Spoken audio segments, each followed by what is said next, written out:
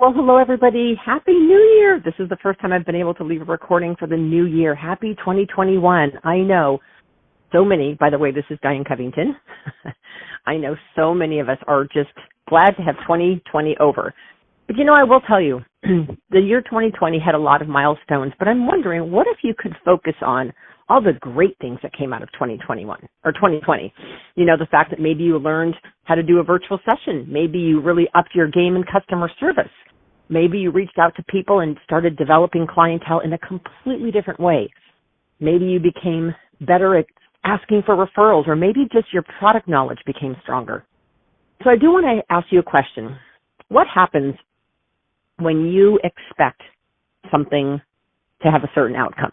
So let's say you go to a gym and you join the gym and you sign up to have a personal trainer. And the personal trainer says, okay, so here's the deal. You're going to come every day. I'm going to show you what to do based on the results you say you want. And I can guarantee you're going to get these results. Well, what's interesting is if that's what you expect and you go, this is going to be great, it's going to be easy, I'm going to be strong.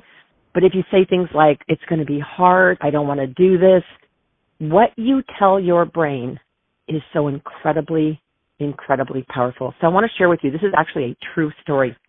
A psychology professor wanted to prove a point of the power of expectation. Write that down, the power of expectation. So he chose 2 male students and 2 cages of white rats. Now, to the first student, he said, you are so fortunate. Your rats have been specially bred with exceptional IQs. They are exceptional rats, incredibly gifted, and in 1 week, you should be able to have them completely trained to do tricks, like rolling over, sitting up, playing dead. You should get them to do all kinds of things. And off that student went. To the second student, he said, well, you're in a different situation. Your rats are not specially bred. In fact, they're just plain ordinary white rats. In the next week, I want you to try to train them to roll over, sit up, and play dead, but don't have much expectation because chances are they won't be able to learn anything. And so off those students went with their cages of rats. Well, 1 week later, they got together, and the first student immediately said to the professor, you were right. My rats can do it all. They can roll over, they play dead, they sit up, they will beg for food, they can do everything. And then the second student admitted, well, I have to tell you, my rats are just that. They're dumb. They didn't learn a single trick. I couldn't get them to learn anything. The professor then chuckled and told the 2 students, this was an experiment. You both had the exact same litter of rats. One of you expected greatness, and one of you expected nothing. So with that said, what are you expecting from your business? Are you expecting bookings to be hard? Are you expecting that nobody has any money right now due to the economy and the pandemic? Nobody's buying, nobody's spending money, nobody wants to get on a virtual session, or nobody will book with me, or no one's interested in the career opportunity. For everyone that is saying no one, there's people out there doing 5 times that. So when someone says to me, no one will return my call, my question is always, well, how many calls are you making and who are you calling? Because when we make global statements of no one or nobody or everybody says no. Well, how many people are we asking? But more importantly, what are we expecting? You see, it's no different than someone's about to give you a taste of medicine and you're a small child and you're like, okay, now be prepared, sweetheart. This medicine's going to taste terrible. Like when it gets in your mouth, it's going to taste absolutely terrible, so I hope you don't choke. Well, then you put out the teaspoon and the poor kid has to take the medicine, but their expectation is it's going to taste terrible, it might make me choke, this is going to be horrible. But if you were then to say, you know what, this medicine, the faster you swallow it, the better it goes down, and it doesn't matter how much it tastes, we just got to get it down, and so just, are you ready? Let me know, and when you count to 3, I'll have it ready. It's the expectation. It's the power of expectation. So what are you expecting? So here's the deal, you guys. 2020, when it ended on December 31st, some people had their phenomenal year. I have a consultant in my unit, been with my unit about 7 years. She said she had her highest retail sales year ever. And she's in her 60s, so she's not a virtual techie person at all. And then I had another consultant say, I literally shut down about time of COVID and I just froze. So my sales were really, really, really low. But you know what? It was very similar timing. One was expecting greatness. She said, I upped my game on customer service. I upped my game writing postcards and thanking my customers. I upped my game on reaching for referrals. I upped my game. And she goes, I expected great things to happen, and great things happened. And the other one didn't. Another story I'll never forget that I heard many, many years ago, and I don't have the exact story to quote it, but basically 2 salesmen from shoe companies were being flown into a very, very rural area of Africa. And when the plane landed, it was a major city, but it was in a rural area, and the plane landed, and when the guys both got out of the plane and they walked toward the airport, and through the airport, one guy immediately calls back and he says, can you send the plane back? I want to go home. Nobody here wears shoes. Like, there's no way I'm going to sell shoes. Nobody here wears shoes.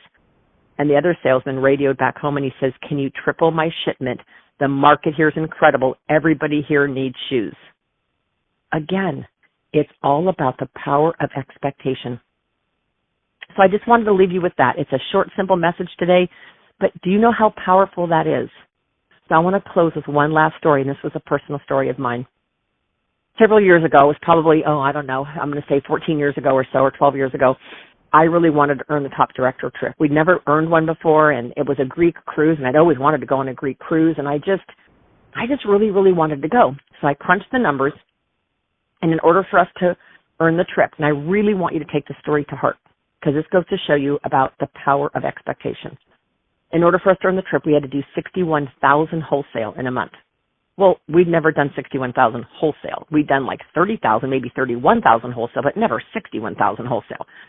So I looked at it on paper, and on paper, it made no sense. On paper, my unit size, production we'd been doing for the last 6 months, it didn't seem possible if you were trying to put it on paper and be logical. But in my heart, I knew we could do this. I didn't know how. I just knew with every fiber of my body we were going to finish. If you had hooked me up to a polygraph machine, I would have said 100% sure, this is done. We are going to be a Circle of Excellence unit. And every single night when I went to bed, I envisioned us finishing that trip. And every morning when I wake up, I envisioned us finishing that trip. And how many other lives would be blessed? How many red jackets would be born in our unit? How many new team leaders would we have? How many car drivers would we have? Who else would be having a personal victory that would play into the bigger picture of our victory? And halfway through the month, I know that my national, who was my sister, came over and she saw my whole unit. My whole unit printout was literally taped it to my entire wall, and I had people color coded and highlighted and trying to figure out who said they want to play ball this month. And she goes, well, are you thinking that you need to change a strategy? I said, no, I don't need another strategy. I've got this. Trust me, I've got it. And about 3 days before, we were getting closer, but we were still a ways away. And then 2 days before deadline, June 28th, we were getting closer. By June 29th, I think we were like 10,000 away. Now, 10,000 is a lot, but when you have to do 60, we were at 50. And she's like, oh my God, Diane, you might actually do this. And I just knew. I knew with every fiber of my body. I knew we would cross that finish line. I didn't know how, but I've always believed in the quote that says, God will honor the chase. You just put your head down and you do the work faithfully, and you don't look at either side. You run your own race, and you play at your best version of you, and God will bless your efforts. And I just did that, and do you know, by about 6 o'clock that night, we crossed the finish line, and we ended up going almost 1,000 over. Now, on paper, you guys, it literally, like any actuary or any statistician would have taken a look at my figures for the year and said, 61,000? Not likely. Like, not in a million years. But we did it because of our power of expectation. So it doesn't matter what you did the first 6 months of the year. Maybe you've got phenomenal momentum, and if you do, great for you. But maybe you missed your star. Maybe you missed the December necklace. Maybe you missed the 6-month consistency choker. It doesn't matter. That's done. What are you doing to have a sensational start? How can you create a sensational start for you? What do you want that to look like? I know that you can do this. I know you can do this, but what are you expecting? I always say to myself, and I say this out loud, sometimes some of my colleagues will hear it, I say, I don't chase people, people chase me. I'm not going to chase somebody down to have a facial, a makeover, a pampering session, or to join my team. Now, I might chase them to listen to the opportunity, but I will not chase people to do business with me. They chase me. And so when people say, no, I don't think I'm interested, Diane, I go, really? Because I'm always surprised. And I say, well, if you change your mind, let me know, because I'm happy to fit you in. Have a wonderful day. And next, I go on to the next person.